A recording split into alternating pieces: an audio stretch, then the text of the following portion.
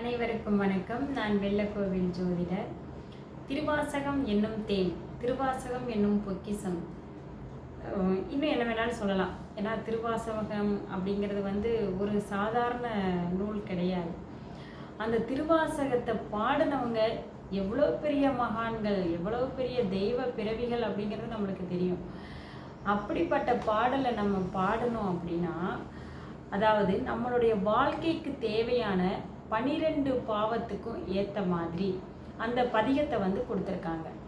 அதை நம்ம என்ன செய்யணும் அப்படின்னா, நமக்கு இப்போதைக்கு என்ன கஷ்டம், நம்மளுடைய ஜாதகத்தை பார்த்துட்டு திசா புத்திகள் என்ன நடக்குது, நமக்கு எந்த விதமான தொந்தரவுகள் வருதுங்கிறத பார்த்துட்டு அதுக்கு தகுந்த மாதிரியான பதிகங்கள் நம்ம பாடிட்டு வந்தோம் அப்படின்னு சொன்னால், நீங்கள் ஒன்றும் இல்லை, ஒரு மண்டலம் 48 நாள் நீங்கள் தொடர்ந்து பாடி பாருங்கள். அதுக்கான கண்டிப்பாக அதுக்கான ஒரு புண்ணியம் கண்டிப்பாக கிடைக்கும். மாற்றங்கள் கண்டிப்பாக தெரியும். ஆனால் நம்ம யாரும் அவ்வளோ சீக்கிரம் நம்ப மாட்டோம். ஏன் நம்ப மாட்டோம்னா, நம்ம கர்மா அதுக்கு அனுமதிக்காது. அதை நம்பி நம்ம அதை பாடிட்டோம் அப்படின்னா நமக்கு அந்த கர்மா வேலை செய்ய முடியாது. அதனால தான் ஃபஸ்ட்டு நம்ம அதை நம்ப முடியாது, நம்பி அதை கண்டினியூஸாக பாடவும் முடியாது. இதெல்லாம் யாருக்கு நிகழும் அப்படின்னு கேட்டிங்கன்னா, விதியை மதியால் வெல்லலான்னு சொல்லி ஒரு கருத்து போட்டிருக்காங்க. அதாவது விதி விடாது அப்படிங்கிறது ஒன்று, இன்னொன்று விதியை மதியால் வெல்லலாம் அப்படின்னு சொல்லி ஒரு கருத்து இருக்குது. அப்போ அந்த மதியால் வெல்லலாம்னு சொல்லும் போது தான் நம்ம அதை யோசிக்கணும். ரைட்டு, இதை படிக்க முடியாதுன்னு தெரிஞ்சும் கூட நம்ம படிக்க ஆரம்பிப்போம் பார்த்தீங்களா, அதுதான் விதியை மதியால் வெல்றது. இதை நம்ம மீறி, இந்த கர்மாவை மீறி நம்ம ஒரு செயலை செஞ்சிட்டோம் அப்படின்னா நிச்சயம் நம்மளுக்கு நல்லது தான் நடக்கும். உடனே படித்த உடனே, இன்றைக்கி படித்தா இன்றைக்கி உடனே நமக்கு எல்லாம் கிடைக்கணும்னு நினச்சா அது நம்மளுடைய அறியாமை தான். ஆனால் கண்டிப்பாக அதற்கான பலன் நிச்சயம் இருக்கும்.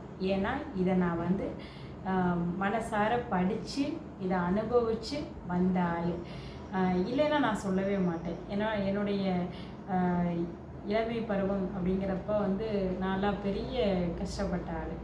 படிக்க முடியுமா அப்படிங்கிற ஒரு கேள்விக்குறியோடு இருந்தப்போ எப்படி படித்தேன்னே எனக்கு இன்றைக்கு வரைக்கும் தெரியாது. ஆனால் அந்த டைமில் கரெக்டாக என் கண்ணுக்கு என்னுடைய தந்தையின் மூலமாக இந்த சிவபெருமான் எனக்கு நேரடி ஆசீர்வாதம் கொடுத்த மாதிரி அந்த திருவாசகங்கிற புத்தகத்தை கொடுத்து, அதுக்கான அந்த நல்லா படிக்கக்கூடிய மந்திரம் ஒன்று இருக்குது, சுற்றமோடு பற்று அப்படின்னு சொல்லிட்டு ஒரு பாடல் இருக்குது. அந்த திருவாசகத்தை நான் படித்தேன்.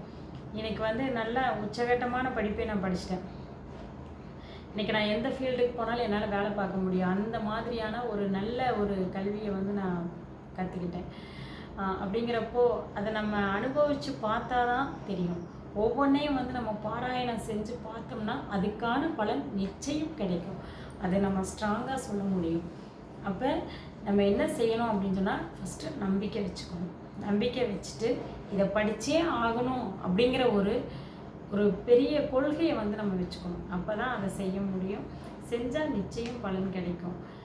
இது படிக்கிறதுக்கான சில சூழ்நிலைகள் ஏதாவது இப்படி இருக்கணும் அப்படி இருக்கணும் அப்படிங்கிற ஒரு பத்தியமெல்லாம் கிடையாது. நம்ம தெய்வத்தை, நம்ம உள்ளத்தில் இருக்கக்கூடிய தெய்வத்தை வணங்குவதற்கு எந்த ஒரு ப்ரொசீஜர் வரைமுறையும் கிடையாது. இதை தயவு செஞ்சு அனைவரும் புரிந்து கொள்ள வேண்டும். இது குளிக்கணும், இது சாப்பிடக்கூடாது, அது சாப்பிடக்கூடாது அப்படிலாம் எதுவும் இல்லைங்க.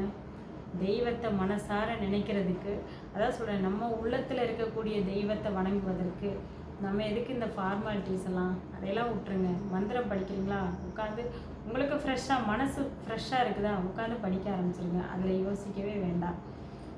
நன்றி.